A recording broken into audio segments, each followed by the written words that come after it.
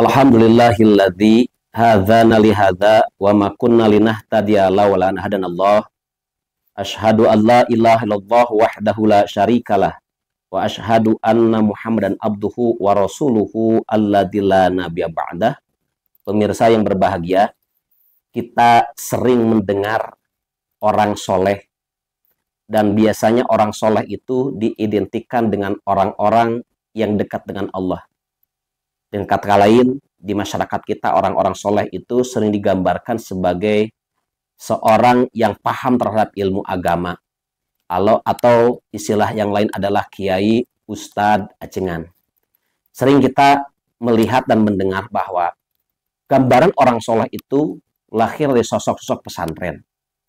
Padahal kalau kita merujuk kepada beberapa ayat Quran, dalam surat Al-Imran ayat 113 dan 114, Allah menjelaskan kriteria orang soleh. Yang pertama, kata Allah, ummatun qa'imah, bahwa orang soleh itu adalah umat yang istiqomah. Umat yang istiqomah itu adalah umat yang selalu menjalankan syariat Islam tanpa ketakutan. Walaupun diintimidasi, walaupun diancam, walaupun ditakut-takuti, bukan hanya dengan verbal atau kata-kata, tapi dengan peluru saja mereka tidak pernah takut. Untuk melaksanakan Islam itu memang sangat berat. Kenapa? Karena keistiqomahan dalam hidup untuk melakukan ajaran Islam itu membutuhkan kekuatan iman, membutuhkan keistiqomahan dan ketakwaan dalam diri. Allah menjelaskan bahwa ciri orang soleh itu adalah orang yang ummatun qa'imah, umat yang istiqomah. Kemudian kedua, Allah menjelaskan yatluna ayatillah. Orang-orang soleh itu adalah orang yang suka membaca ayat-ayat Allah. Ayat Allah itu ada dua jenis. Yang pertama adalah ayat kauniyah, yang bentuk alam semesta, yang Allah ciptakan tempat hidup makhluk-makhluk Allah. Allah menyediakan tempat istirahat dengan alam ini. Allah menyediakan tempat makan dengan alam ini.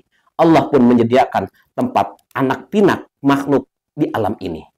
Yang kedua adalah yang disebut dengan Qur'annya. Ayat Allah yang berupa aturan atau syara atau hukum atau undang-undang yang Allah turunkan ketika makhluk Allah itu ada di dunia, dan dunia adalah termasuk ayat kauniyah, maka Allah perlu menurunkan ayat Qur'annya, undang-undangnya, supaya makhluk ini tertib, supaya orang yang ngisi dunia ini menjadi aman, menjadi paham siapa dia, siapa Tuhannya, apa lingkungannya, mau kemana dia. Maka Allah menurunkan Qur'annya.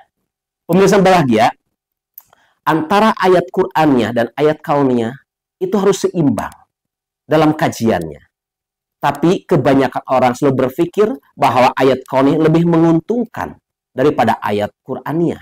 Sehingga banyak orang mencari kekayaan sebanyak-banyaknya, tapi mereka mengabaikan ayat Qur'annya. Aturan-aturan Allah yang ada dalam Al-Quran mereka abaikan, bahkan dipandang sebelah mata. Bahkan apabila ayat Quran itu menghalangi kepentingan usahanya, kepentingan bisnisnya, mereka bisa mengabaikan sama sekali. Padahal ciri orang yang sholat adalah yatluna ayatillah, orang yang suka membaca ayat Quran. Yang ketiga, ciri orang soleh itu adalah ana alail wahum yasjudun. Orang yang sebagian orang lain tidur nyenyak, maka dia bangun untuk melaksanakan sholat tahajud. Dalam ayat yang lain Allah mengatakan wabil asharihum yastaghfirun. Di saat-saat sahur mereka beristighfar, mereka bertobat, mereka minta ampun kepada Tuhannya, mereka menangis. Sementara sebagian manusia lelap tidur di atas kasur dengan nyenyaknya. Maka ada sebagian orang-orang yang bangun, mengambil air wudhu, kemudian melaksanakan sholat malam. Mereka berdoa pada Allah, mereka bertahmid, bertakbir, mereka pun beristighfar kepada Allah, minta ampunan.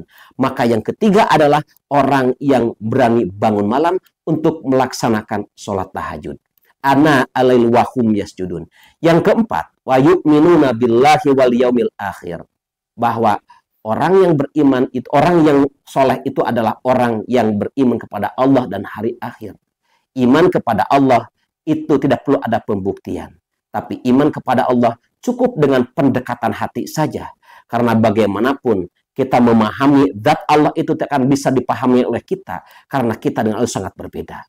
Maka kita sebagai makhluk cukup mengimani dengan hati. Kekuatan hati yang meyakini bahwa Allah itu ada. Allah itu yang menciptakan kita. Maka selesai sampai sana, maka kita pun paham bahwa aturan apapun yang terjadi di dunia ini adalah semua atas kehendak Allah. Maka keimanan muncul dengan konsep keyakinan tadi, maka melahirkan orang-orang yang takwa kepada Allah. Kemudian yang kelima, ta'muruna bil ma'ruf wa tanhauna 'anil munkar. Orang yang soleh itu adalah orang yang ta'muruna bil ma'ruf wa tanhauna 'anil munkar. Kalau memerintahkan kepada ma'ruf, saya pikir semua orang bisa. Tapi kalau kita mencegah perbuatan yang mungkar, itu sangat sulit. Kenapa demikian? Karena kadang-kala kemungkaran itu terjadi dan lahir bukan dari individu seseorang, tapi kemungkaran yang lahir dari golongan, dari kelompok yang terorganisir, sangat-sangat tidak bisa dilawan oleh individu orang-orang yang soleh. Kenapa demikian? Karena kemungkaran yang terorganisir itu harus dilawan dengan kebijakan-kebijakan. Kebijakan pemerintah harus mampu melawan itu. Atau kebijakan ormas harus bisa melawan itu. Karena yang disebut nahi munkar itu sangat sulit. Karena kita akan berhadapan dengan orang-orang yang berkepentingan. Maka kita bercerita tentang anak soleh yang tadi. Maka ciri-ciri orang soleh yang melekat pada Al-Quran yang dijelaskan oleh Allah tadi menunjukkan bahwa kriteria secara umum seperti itu. Makanya ketika kita mengatakan bahwa dia itu soleh, apakah termasuk kriteria yang tadi atau tidak? Kita mengatakan bahwa dia tidak soleh, apakah termasuk kriteria yang tadi atau tidak? Jadi soleh dan tidaknya bukan urusan kita, tapi sesuaikan dengan kriteria yang Allah berikan dalam surat Al-Imran ayat 113 dan 115. Makanya kita sebagai kaum muslimin punya kewajiban untuk terus-menerus memperbaiki diri kita, membuat citra yang lebih baik, membuat posisi kita sebagai makhluk Allah yang bertakwa. Dan ujung-ujungnya, citra baik diri itu bakal melahirkan orang-orang yang soleh di hadapan manusia dan di hadapan Allah Subhanahu wa Ta'ala. Mudah-mudahan bermanfaat. Rabbana atina fid dunya hasanah wa fil akhirati hasanah wa qina adzabannar. Wassalamualaikum warahmatullahi wabarakatuh.